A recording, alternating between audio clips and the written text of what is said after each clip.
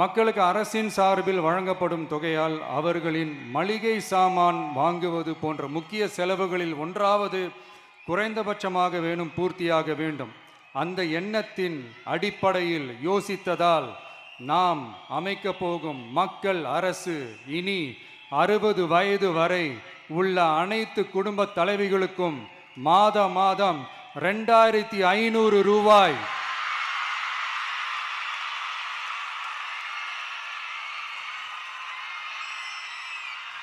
வழங்கப்படும் என்பதை பெருமகிழ்வுடன் அறிவிக்கிறோம்.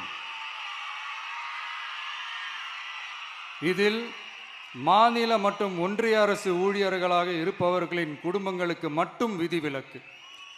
இப்படி செய்வதால் கூடுதலான குடும்பங்கள் பயனடையும் வாய்ப்பு அதிகரிக்கும் என்பதை நம் தாய்மார்கள் அனைவரும் மகிழ்வுடன் ஏற்றுக்கொள்வர் என்பது நமக்கு தெரியும்.